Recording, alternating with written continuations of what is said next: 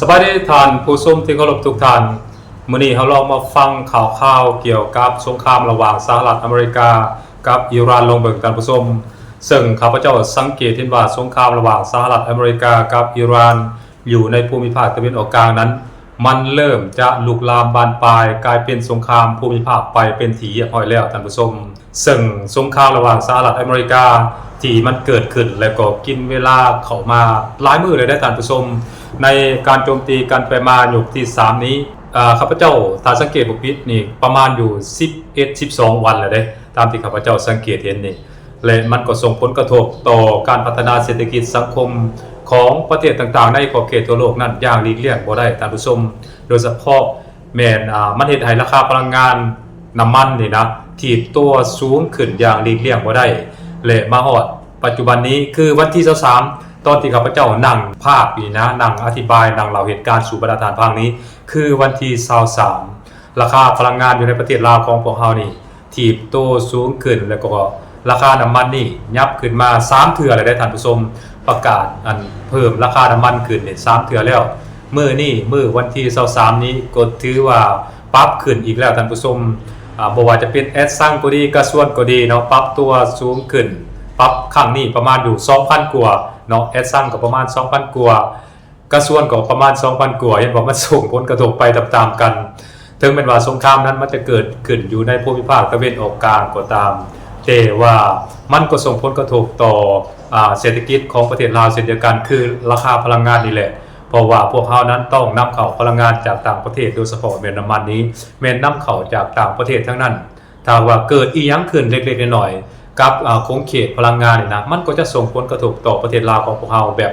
อัตโนมัติก็ว่าได้ท่านผู้ชมอันนั้นคือสิ่งหนึ่งและสิ่งที่ข้าพเจ้าได้เปรยไว้เบื้องต้นได้เกยไว้เบื้องต้นนะว่าสงครามระหว่างสหรัฐอเมริกากับอิหร่านนั้นมันลุกลามบานปลายกลายเป็นสงครามภูมิภาคไปเป็นที่เรียบร้อยแล้วท่านผู้ชมเป็นหยังข้าพเจ้าจริงว่าในนั้นเพราะว่าเดี๋ยวนี้นั้นมันบ่ซัพพอร์ตแต่เป็นการต่อสู้กันไปมาหรือว่าการโจมตีกันไปมาระหว่างสหรัฐอเมริกากับอิหร่านอย่างเดียวเท่านั้นท่านผู้ชมแต่ว่ามันยังมีการโจมตีกันไปมาระหว่างบรรดาประเทศเพื่อนบ้านของประเทศอิหร่านโดยเฉพาะแม่นบรรดาประเทศบ่ว่าจะเป็นจอร์แดนบาห์เรนคูเวตอีหยังต่างๆนี่มันก็ได้มีการโจมตีกันไปมาและโดยเฉพาะแม่นซาอุดิอาระเบียนี้ก็ได้มีการโจมตีกลุ่มฮูธีแห่งเยเมนนี่เช่นเดียวกันซึ่งเหตุการณ์การโจมตีกันไปมาระหว่างกลุ่มฮูธีกับรัฐบาลของซาอุดิอาระเบียกันไปมานี้มันก็เฮ็ดให้กลุ่มฮูธีหรือว่ากลุ่มเกิดแต่ฮูธีสินะก็ตอบโต้กับการกระทำหรือว่าการโจมตีของซาอุดิอาระเบียแบบฮ้อนเด็ดเผ็ดมันแบบทันควันเช่นเดียวกันได้ท่านผู้ชมคือหลังจากที่ซาอุดิอาระเบียนั้นได้โจมตีกลุ่มฮูธีซึ่งได้รับการสนับสนุนและก็ให้การช่วยเหลือจากประเทศอิหร่านไปเป็นที่เรียบร้อยแล้วฮูธีก็ได้โจมตีกลับไปยังฝั่งซาอุดิอาระเบียคือโจมตีไปยังสนามบินของซาอุดิอาระเบียก็เฮ็ดให้เกิดผลกระทบเสียหายหนักหน่วงไปตามๆกันนอกจากนั้นแล้วกลุ่มฮูธีนั้นก็ยังได้ออกมาประกาศว่าจะปิดช่องแคบบับอาร์แมนเดฟเนาะบับอาร์แมนเดฟซึ่งช่องแคบตัวนี้นั้นก็เป็นช่องแคบหนึ่งได้ที่สำคัญต่อการพัฒนาเศรษฐกิจสังคมหรือว่าส่งผลกระทบโดยตรงและต่อระบบหรือว่าต้องโซ่ของเศรษฐกิจโลกอย่างหลีกเลี่ยงบ่ได้เช่นเดียวกันได้ท่านผู้ชมคือช่องแคบตัวนี้นะนอกจากช่องแคบฮามูดของอิหร่านและก็อยู่ภายใต้การคุ้มครองของอิหร่านนั้นก็ยังมีช่องแคบตัวนี้ช่องแคบบับอาร์แมนเดฟนี้ก็สำคัญเช่นเดียวกันคือช่องแคบตัวนี้นะ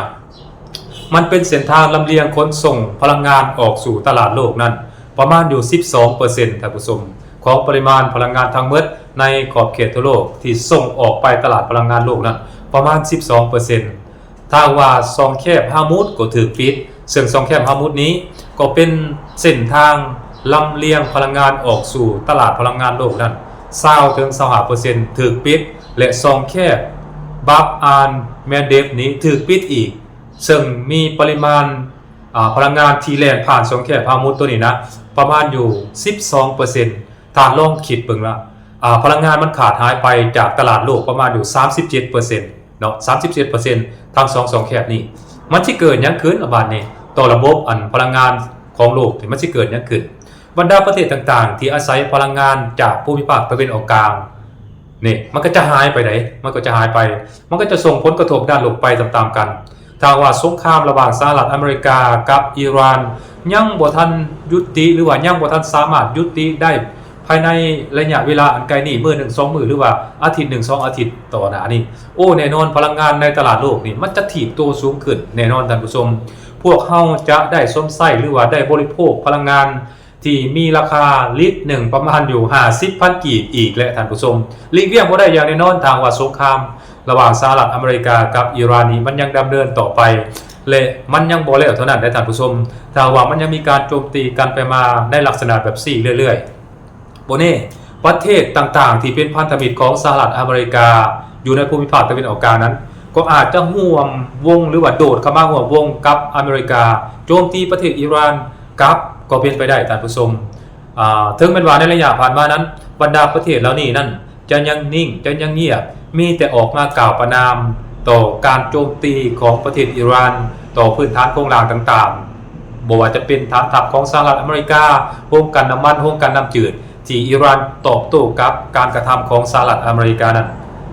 พวกเขาเหล่านั้นหรือว่าบรรดาประเทศเหล่านั้นก็ยังบ่ทันโจมตีกับประเทศอิหร่านแบบเขาเอื่นว่าแบบเต็มประสิทธิภาพของพวกเขาเจ้าเถือแต่ถ้าว่ามื้อใดที่บรรดาประเทศเหล่านั้นโจมตีกับประเทศอิหร่านแบบเต็มประสิทธิภาพ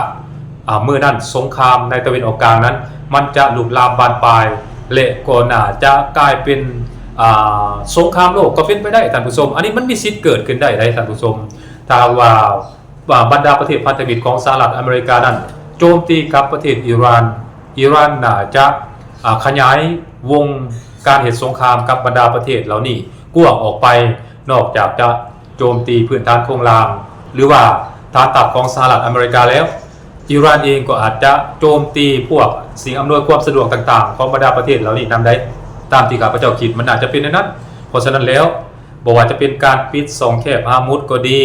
การปิดอ่าวอาบับแมนเดสก็ดีเนาะมันจะส่งผลกระทบต่อระบบเศรษฐกิจของโลกอย่างหลีกเลี่ยงบ่ได้โดยเฉพาะแม้บรรดาประเทศในสหภาพยุโรปนี่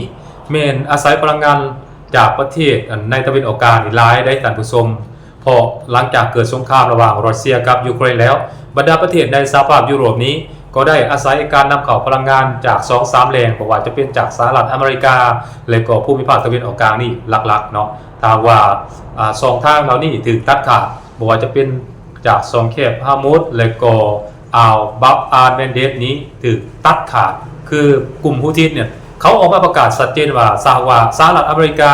และก็ซาอุดิอาระเบียนั้นโจมตีกลุ่มฮูธิและก็ยังบ่หยุดการโจมตีประเทศอิหร่านนั้นเขาจะปิด2แคบฮามุดเหล่านี้และที่สำคัญกลุ่มเกิบแตกฮูธินั้นซาอุดิอาระเบียเองก็บ่อยากมีเรื่องมีราวนำได้เพราะว่าเห็นฤทธิ์เห็นเดชของกลุ่มเกิบแตกฮูธินี่เรียบร้อยแล้วท่านผู้ชมเพราะฉะนั้น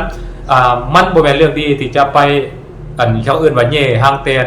กับกลุ่มเกิบแตกฮูธินี่เพราะว่าพวกเขาเหล่านี้น่ะบ่มีหยังที่จะสูญเสียเลยพวกเขาเจ้ามีแต่ปักหลักสู่เนาะเพราะว่าพื้นฐานโครงสร้างอีหยังต่างๆนี่เขาบ่มีแต่สิ่งหนึ่งที่เขาเจ้ามีก็คือพวกขีดความสามารถในการโจมตีโดยเฉพาะแม่นอาวุธนี่เขาสามารถปรับปรุงอาวุธยุทโธปกรณ์ต่างๆนะให้สามารถโจมตีถึงจุดสำคัญของซาอุดิอาระเบียได้และก็พวกเขาเหล่านี้กลุ่มเกือบแต่ฮูธินะแม้ได้รับการสนับสนุนและก็ช่วยเหลือทางด้านอาวุธยุทโธปกรณ์และก็เทคนิคการผลิตอาวุธนี่จากประเทศอิหร่านได้อย่าลืมว่าประเทศอิหร่านในเวลานี้นั่นมีเทคนิคในการผลิตอาวุธยุทโธปกรณ์โอ้ยหลากหลายขนาดท่านผู้ชมโดยเฉพาะแมนโดรนนี่เป็นต้นนี่โอ้ยขนาดรัสเซียเนี่ยก็ยังเอาโดรนจากอิหร่านไปเหตุสงครามกับยูเครนได้เห็นบ่นอกจากนั้นแล้วอิหร่านเองก็ยังมีเขาเอ่ยว่าวิชาการหรือว่าเทคนิคในการผลิตอาวุธยุทโธปกรณ์ที่มีอานุภาพการทำลายล้างสูงและก็มีพิสัยยิงไกลถึงกันว่า 2,000 กิโลเมตรก็มีแล้วก็ 4,000 กิโลเมตรก็มีดังที่พวกเราปรากฏเห็นในสื่อว่ากองทัพของอิหร่านนั้นใช้อาวุธที่มี